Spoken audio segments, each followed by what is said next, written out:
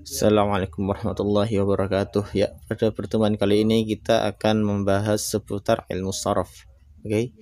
Dan di sini kita akan membahas seputar definisi dari sharaf itu apa. Lalu siapa yang memprakarsai ilmu sharaf? Siapa sih yang memprakarsai ilmu sharaf? Lalu sebabnya apa? Kok ada ilmu sharaf itu sebabnya apa? Lalu yang terakhir adalah tujuan. Apa tujuan kita mempelajari ilmu sharaf? Nah, itu akan kita pelajari pada pertemuan kali ini. Maka dari itu teman-teman, untuk bisa mempersiapkan buku dan pulpennya untuk bisa mencatat sesuatu yang penting dalam pertemuan kali ini.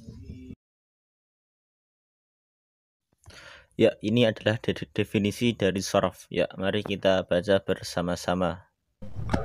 الصرف هو علم يبحث عن سياق الكلمات العربية وأحوالها ليست من جهة الإعراب ولا من جهة المبني. Ya, ini adalah definisi dari sharaf. Nah, sekarang kita terjemahkan bersama-sama. Kita akan menerjemahkan definisi ini ke bahasa Indonesia. Ilmu sharaf adalah ilmu yang membahas tentang bentuk-bentuk dalam kalimat-kalimat bahasa Arab dan keadaan-keadaannya yang bukan dari segi i'rab dan segi mabni. Oke, jadi ilmu sharaf ini adalah ilmu yang membahas tentang bentuk-bentuk kalimat bahasa Arab.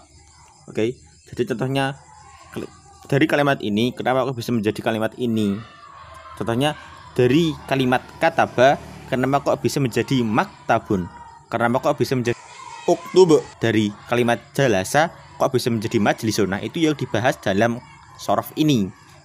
Tidak, dan sharaf ini tidak membahas i'rab dan mabni. Oke, i'rab dan mabni itu dibahas dalam bab nahwu, bukan dalam bab sharaf. Ya, di sini akan saya contohkan sekali lagi. Ya, ini ada kata kataba. Kenapa kok bisa menjadi maktabun? Nah, ini ada prosesnya, dan prosesnya ini dibahas dalam ilmu sharaf. Lalu di sini ada juga uktub. Kenapa kok bisa menjadi uktub? Nah, ini juga dibahas dalam ilmu sharaf. Nah, ilmu sharaf itu membahas yang seperti ini. Nah, kalau ilmu nahwu membahas seperti apa? Kalau ilmu nahwu itu membahasnya seperti ini. Contohnya maktabun. Kenapa kok dibaca maktabun? Bukan dibaca maktaban, bukan dibaca maktabin. Itu pembahasan dalam ilmu nahwu.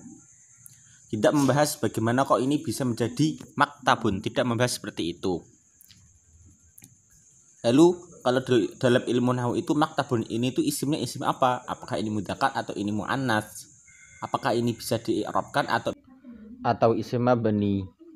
Nah, ini contoh pembahasan dalam ilmu nahwu, berbeda dengan ilmu sharaf. Nah, lalu kita akan membahas man wadhi'u ilmi sharfi. Siapa sih pemrakarsa ilmu sharaf?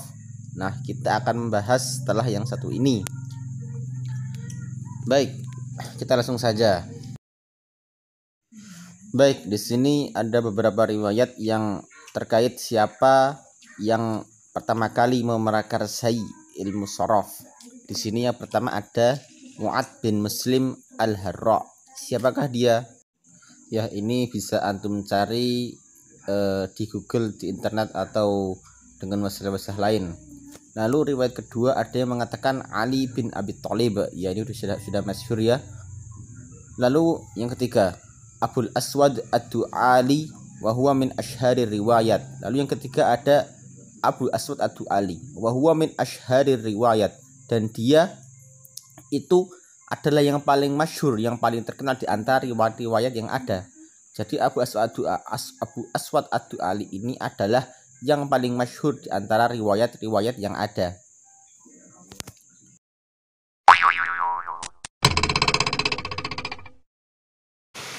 Ya, lalu sababu wad'a ilmi sharfi. Sebabnya apa sih diletakkannya ilmu sharaf? Nah, ini kita bahas sekarang. Ya. Jadi penyebabnya adalah intisyarul alhani wal akhta'i fi kalamil arabi indan nutki wal kitabah.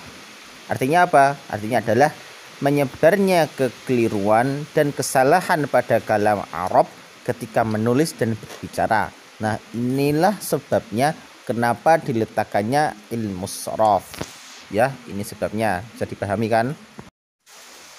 Nah, lalu faidatu ta'allumil ilmi sarfi. Apa faedah atau manfaat mempelajari ilmu sorof? Apa faedahnya? Nah, kita akan membahasnya. Ya, kita langsung saja. Jadi faedahnya adalah yang pertama, hifdzul lisan 'inda nutqi 'anil khata'i fi dhabtil kalimatil arabiyyah. Itu yang pertama ya. Ya, maksudnya adalah menjaga lisan agar kita bisa menjaga lisan ketika berbicara menghindari kesalahan saat berbicara bahasa Arab. Itu yang pertama. Yang kedua adalah hifdzul kitabati 'anil khata'i fi kalamil arabi wa fi dhabtil kalimatil arabiyyah. Kalau yang pertama hifdzul lisan, menjaga lisan dari kesalahan. Yang kedua adalah hifdzul kitabah, menjaga tulisan kita 'anil khata'i agar terhindar dari kesalahan. Oke. Lalu yang ketiga adalah al-musa'adatu ala ma'rifatil asli waz-zaidi min hurufil kalimatil arabiyyati wa ma ya'tariha min taghyir. Artinya adalah, jadi maksudnya adalah al-musa'adatu, membantu untuk mengetahui al-asli waz-zaidi min hurufil kalimatil arabiyyah, mana huruf yang asli, mana huruf yang tambahan pada suatu kalimat bahasa Arab. Oke. Wa ma ya'tariha min at-taghyir, dan apa yang terjadi dalam perubahannya. Ya, untuk yang nomor 3 ini saya jelaskan dengan contoh agar lebih paham. Ya, kita ambil contoh istakhraja. Ya, dalam kalimat istakhraja ini mana yang huruf asli, mana yang huruf tambahan. Nah, ilmu sorof ini membantu kita untuk mengetahui mana huruf asli, mana huruf tambahan.